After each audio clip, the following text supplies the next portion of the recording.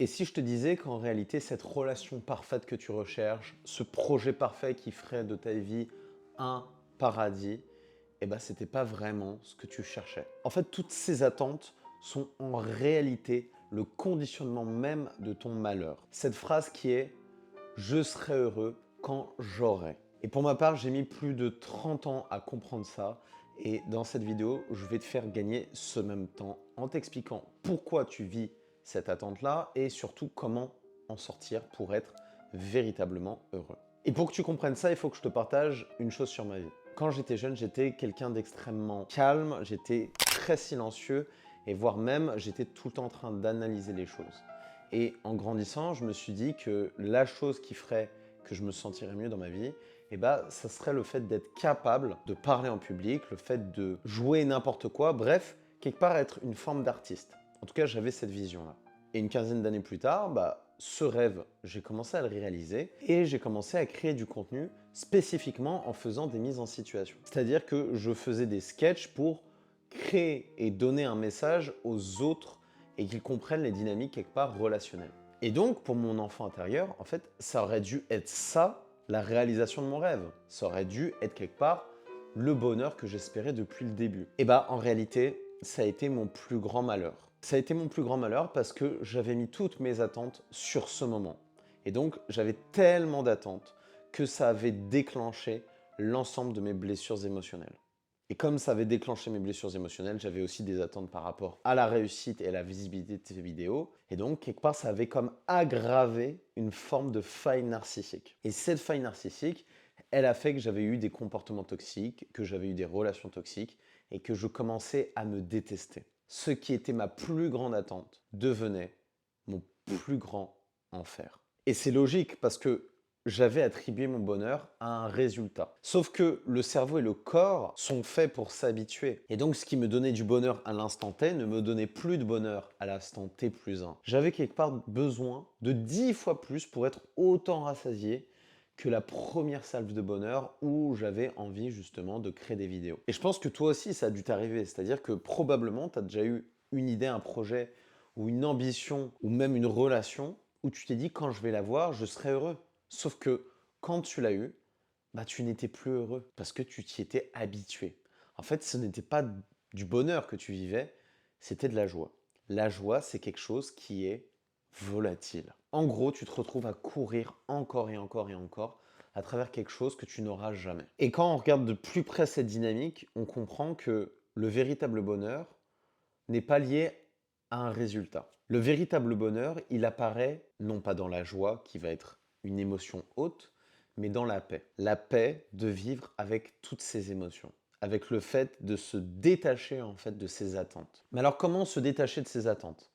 Eh bien, il y a une manière de faire qui est un peu inconfortable. Cette manière de faire là, elle va nécessiter à la place de se focaliser sur une projection, quelque chose d'imaginaire, et de se focaliser à la place sur tes comportements du quotidien. Parce que c'est la seule chose sur laquelle tu as du contrôle. Et donc, ton enjeu, ça va être de te focaliser sur ces comportements et de te dire, ok, moi dans 5 ans, qu'est-ce qu'il ferait maintenant? Et d'essayer de le faire, malgré l'inconfort. Et comme tu arboreras quelque part ces comportements au quotidien, quelque chose de tangible, tu vivras de la paix au quotidien. Ta vie sera moins une recherche d'un bonheur hyper intense, mais plutôt sur quelque chose de plus diffus et de plus calme. Ce chemin, c'est le chemin de la responsabilisation et de l'acceptation.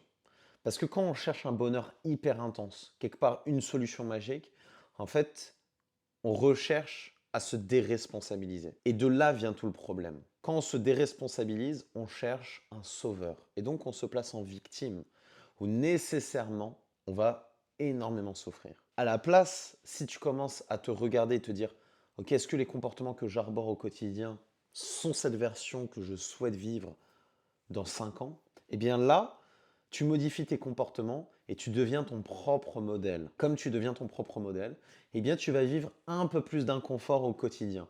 Et cet inconfort, le fait que tu t'y habitues, quelque part, tu fais un travail douloureux sur le court terme qui va t'apporter du bonheur sur le long terme. Parce que tu vas être apaisé, tu ne seras plus inquiété. Ce cheminement, c'est aussi savoir écouter son corps écouter ce que veulent dire ces émotions. Comprendre que le chemin que tu souhaites, il va être dans cet inconfort et dans ce cheminement plutôt que le résultat. C'est un petit peu comme les explorateurs qui font une découverte incroyable. En fait, ce qui est impressionnant, ce n'est pas la découverte, c'est toutes les aventures que tu vivras pour atteindre cette découverte. C'est de là que vient la richesse. C'est de là que tu vas apprendre sur toi et surtout guérir de tes blessures émotionnelles. Parce que quand tu mets ton focus sur tes comportements, en fait, tu mets ton focus sur les blessures émotionnelles qui vont s'exprimer à travers toutes les aventures que tu vivras au quotidien. Ce que tu penses désirer, ce rêve que tu as, n'a de sens qu'avec les leçons que tu tires de ce cheminement pour atteindre ce rêve. Parce que quand tu mets ce focus sur ce cheminement, tu choisis de te donner ce que tu recherchais à l'extérieur.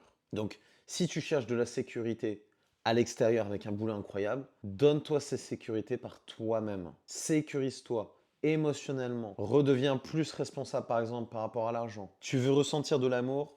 Ne recherche pas quelqu'un qui va te donner cet amour-là et il débordera tellement que tu pourras le partager avec quelqu'un. Tu veux voyager dans le monde? N'attends pas que quelqu'un voyage avec toi. Prends tes valises et voyage et découvre le monde par toi-même. Et sur le chemin, tu rencontreras quelqu'un qui partagera ce voyage avec toi. Chaque étape de ce voyage, de cette aventure, va t'apporter ce que tu recherchais à la fin de l'aventure. Parce que le cheminement, c'est lui-même la destination. Chaque pas, chaque marche est la brique de ton propre chemin vers ce toi que tu rêves de vivre. Alors rappelle-toi d'une chose, dans la vie, il n'y a que deux personnes que tu dois impressionner. Ton toi quand tu avais 5 ans, pour lui prouver que tu as été capable de te sécuriser. Et ton toi dans 5 ans, qui te remerciera de ne pas avoir abandonné.